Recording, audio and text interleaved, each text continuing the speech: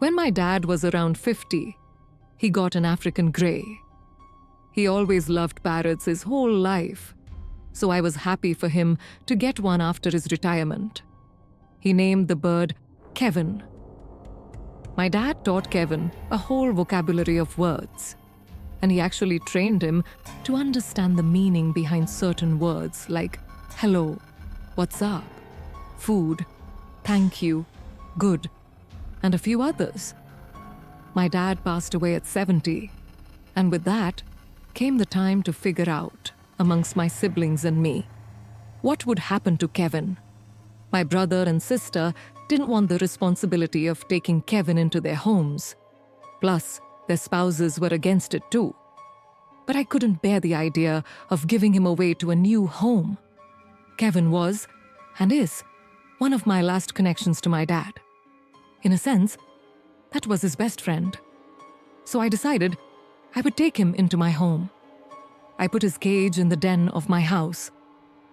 My house doesn't have a basement, so the den is considered the lowest level of the house. Kevin is a moderately noisy bird. He could be a chatterbox some hours of the day, usually earlier on, but later in the day and at night, he quiets down. When he's too noisy, I'll throw a blanket over his cage, and that normally quiets him down. I watch TV in the den at night to keep him company. Then, around 10, I'll migrate to my room to let him go to sleep. That's pretty much the backstory behind Kevin. I've been taking care of him for 2 years now, so I know exactly how he behaves and when he's acting out of the ordinary.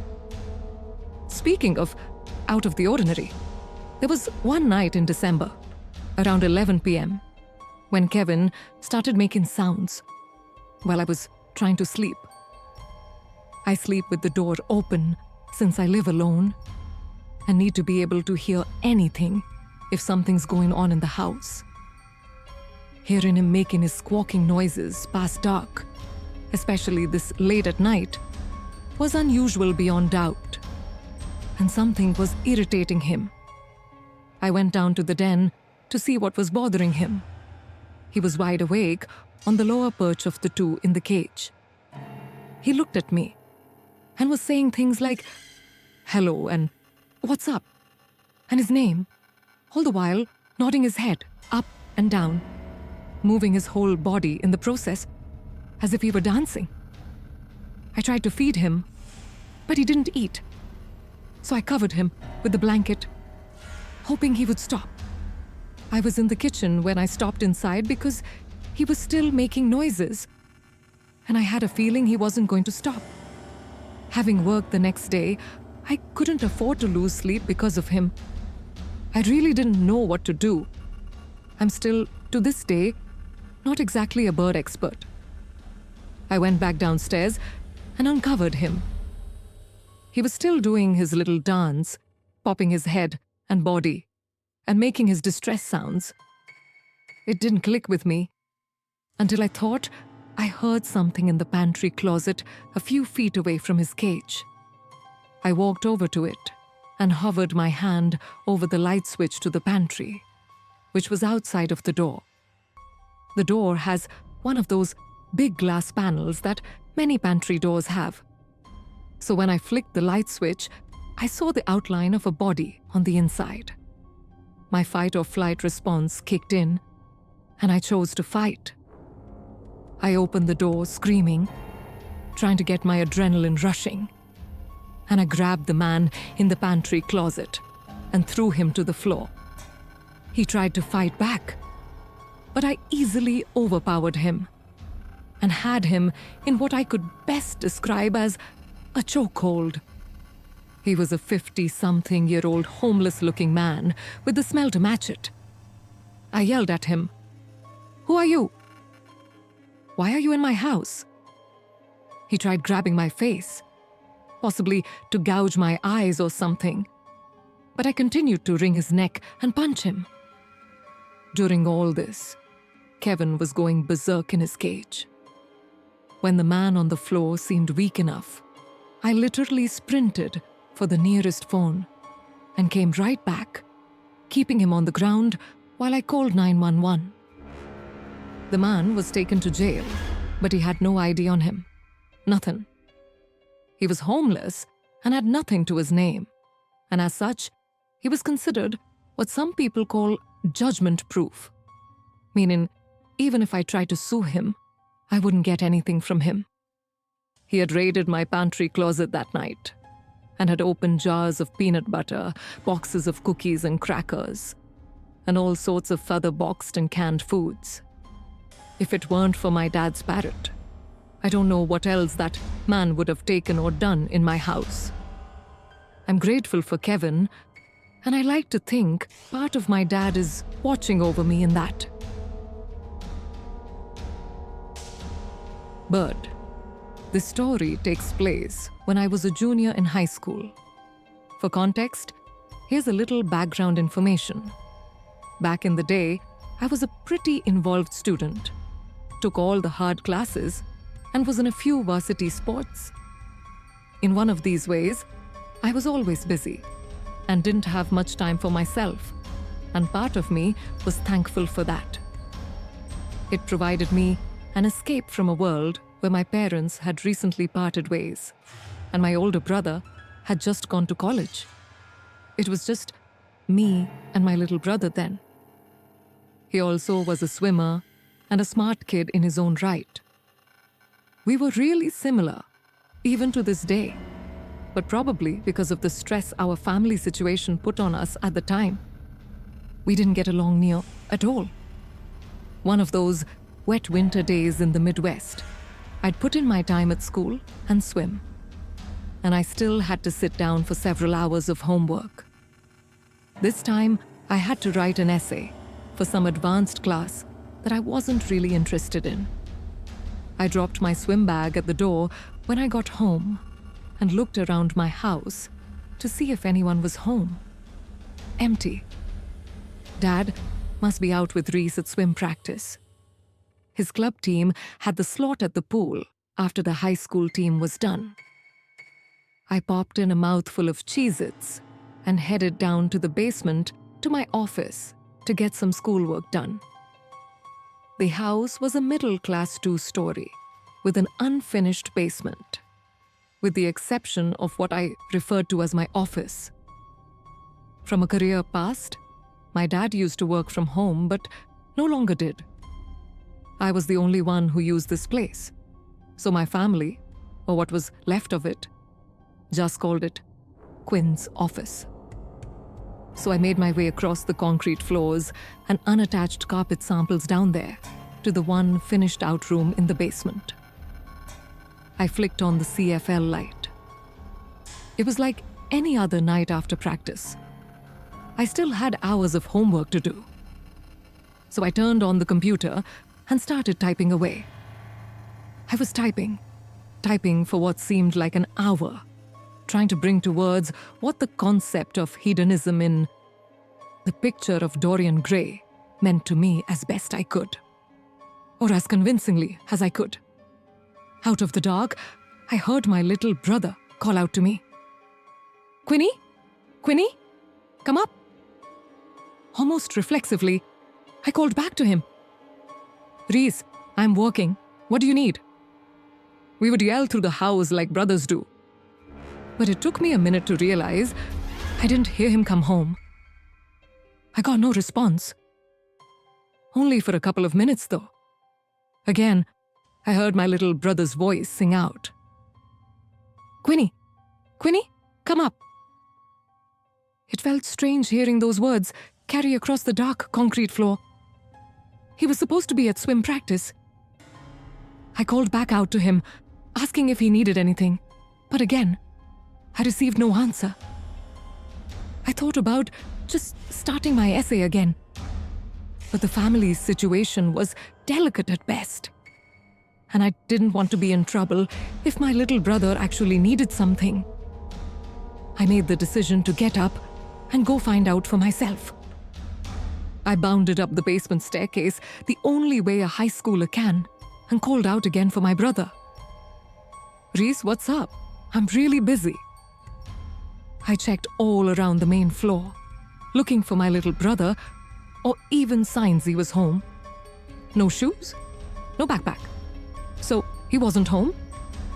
And there was no car in the driveway either. The only reason my dad would be gone right now would be to pick him up. Satisfied, I turned back for the stairs when I heard my little brother's voice ring out. "Queenie? Queenie, come up." This time, every hair on my body stood on end. It just didn't make sense. He had to be at practice. And if he really needed me, he would have come to me.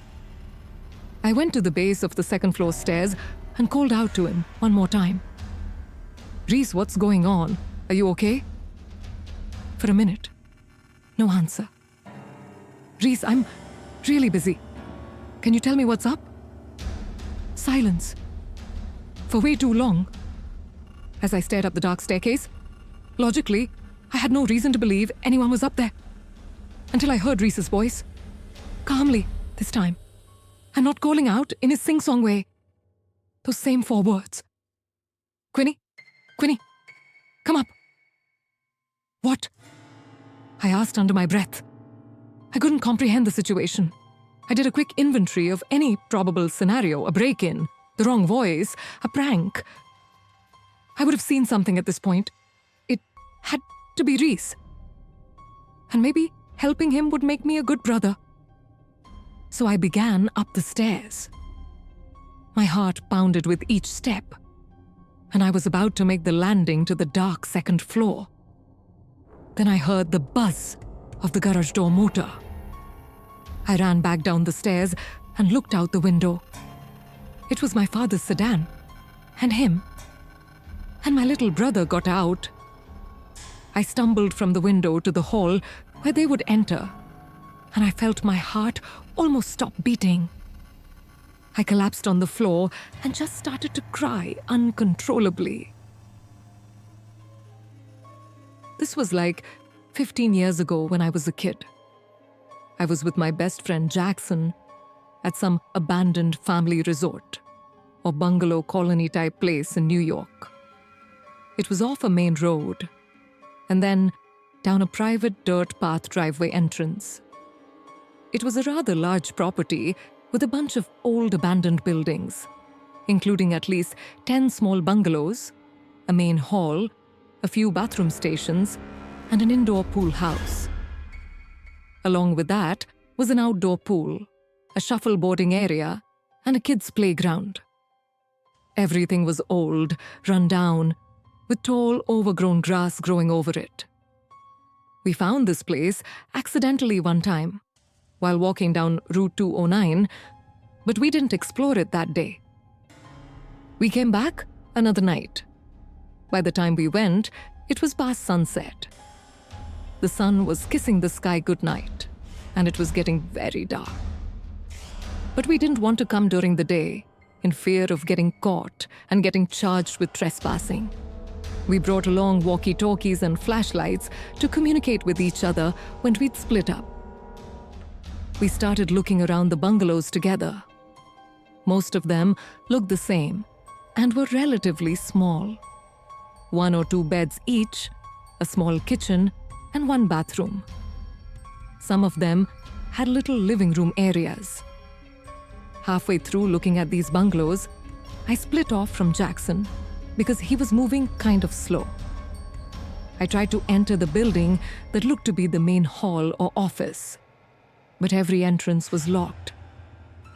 I walkie-talkied Jackson to tell him that the big building was locked. He didn't respond. I wondered if I was out of range from where he was.